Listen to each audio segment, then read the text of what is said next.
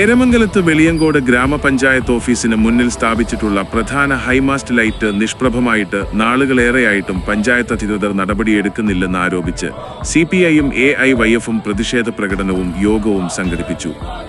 പരാതികൾ ഏറെ നൽകിയിട്ടും പഞ്ചായത്ത് അധികൃതർ മൗനം പാലിക്കുകയാണെന്നും തെരുവുനായ ശല്യം കുറയ്ക്കുന്നതിന് ആവശ്യമായ നടപടികൾ സ്വീകരിക്കുന്നില്ലെന്നും സമരക്കാർ ആരോപിച്ചു.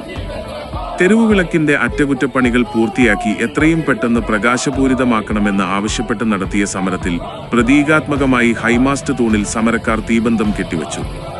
TK ഫസലുർ റഹ്മാൻ, ജിഷാദ്, ഷാജി കുനിയത്ത്, അലിമോൻ, ബഷീർ കറുപ്പായിൽ, സയ്യിദ് പുഴക്കര, റസാഖ്, സൈഫുദ്ദീൻ, റഫീഖ് പുഴക്കര, ഹസീബ് എന്നിവർ സമരത്തിന് നേതൃത്വം നൽകി.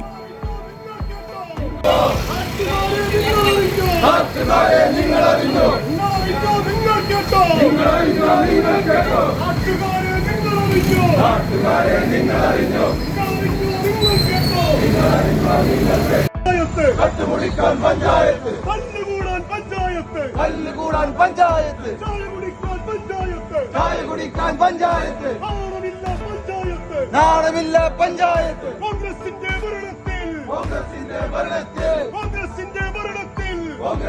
ഭരണത്തിൽ, നാടാകെ വെട്ടിലായി,